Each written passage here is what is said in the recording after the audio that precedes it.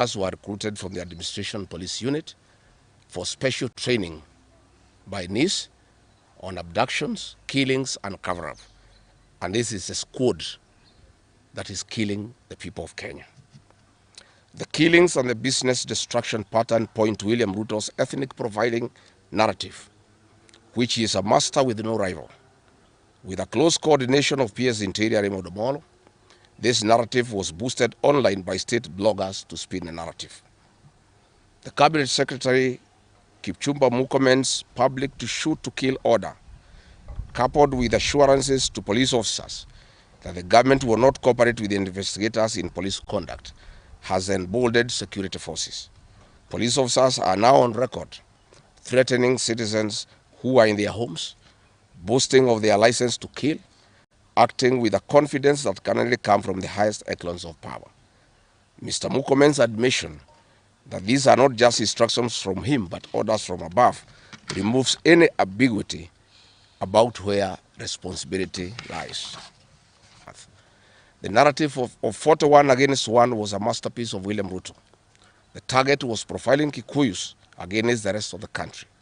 To a large extent, he succeeded, and every Kenyan knows what happened, and it is also fresh in his mind of the ICC ordeal still hanging on the neck of William Ruto today. We remind William Ruto that his ICC cases are not yet over. They have been paused after witnesses disappeared. And what he is pretending over are crimes under the Rome Statute. It is clear history is repeating itself, and the architect William Ruto is back on the deck. He is hell-bent to finish his unfinished business with the people of Mount Kenya, destroy their businesses, and make them black sheep of Kenya.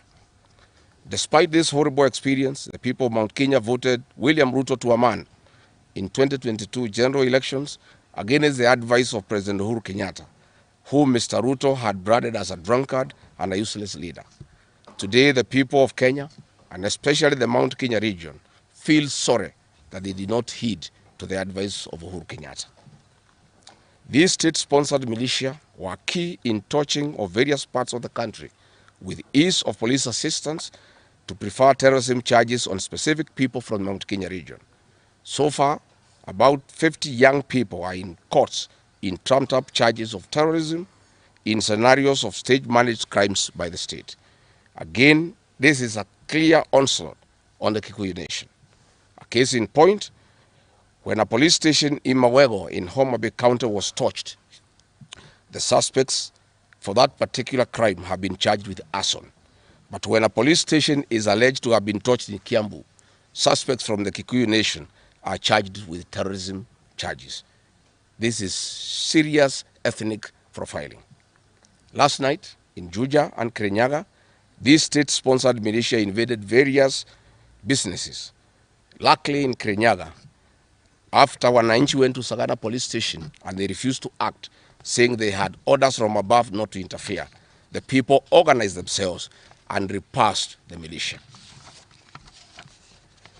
Mr. Ruto's ethnic profiling has led to the destruction of the foreign properties belonging to the people of Mount Kenya. Maguna supermarkets in Meru, Kahawa West and Muranga.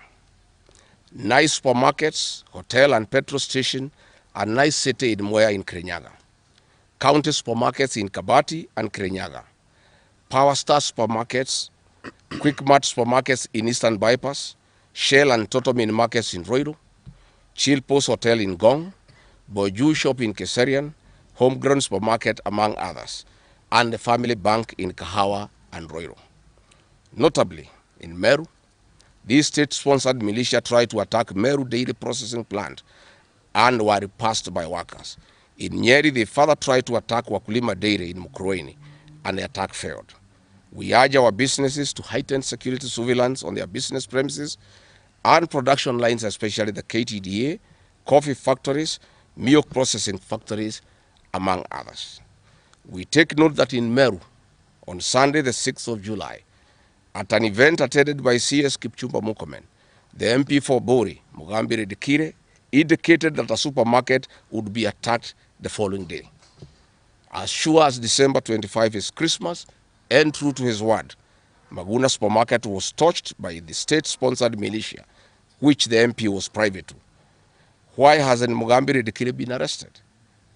How did he know that a supermarket would be attacked? This is selective justice. The evidence that these militias are state-sponsored is plain for all to see.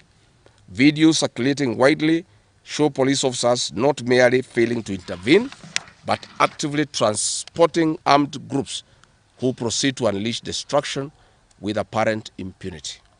Uniformed officers have been seen standing guard as these groups rampage.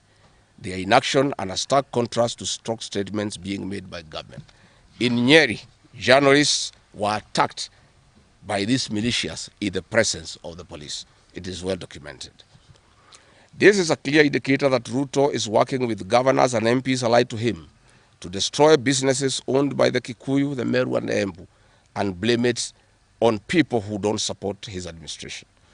This is a tactic that was used by the colonialists with collaborators who searched earth policy and torched buildings and businesses and blamed it on the Mau Mau. This divide and rule tactic will not work, Mr. Ruto.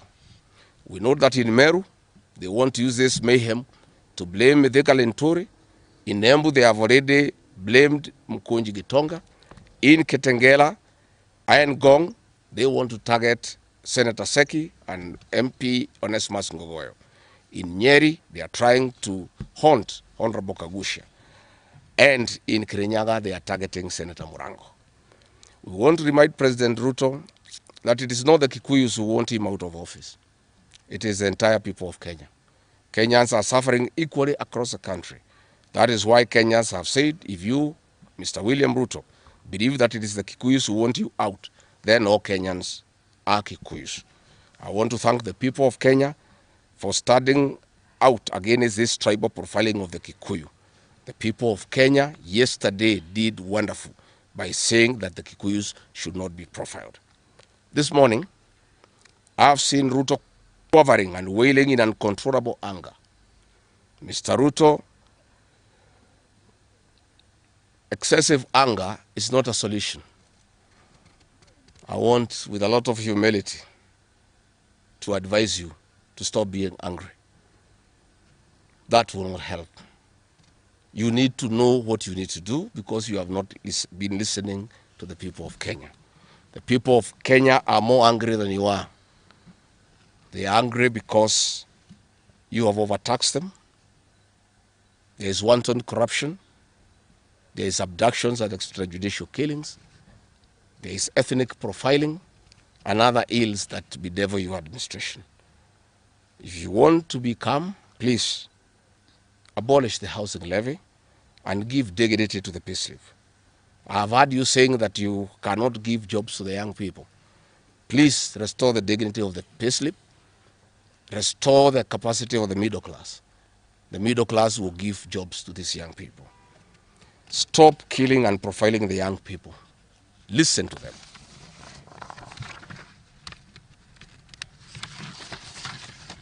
Stop abductions and extrajudicial killings.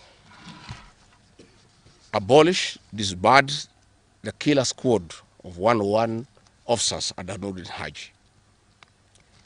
Give hustlers the jobs that you promised them. Mr. William Ruto, you are the one who promised. You cannot cry today that you have no solution, saying that other presidents have not been able to do it. You are the one who promised these young people. Stop police brutality. Stop abductions and illegal detentions. Get the hustlers from the bottom of the economic pyramid as you promised. Yes, Mr. President, we agree there were other presidents before you, as you have rightly stated, and true, they never went through what you are experiencing today. May it please you to know that the reason why Kenyans rarely had problems with them, Mwai Kibaki and Uhuru Kenyatta were guided by the Constitution and the rule of law. They did not capture our constitutional institutions to work for them, instead of working for Kenyans. They never killed children. They never attempted to build churches in State House. They never organized militias to destroy people's property and kill them. That is why you have a problem. And we also want to remind you that Mwai Kibaki had a difficult time from you, William Ruto. Videos are everywhere. You cannot say that Mwai Kibaki did not face resistance.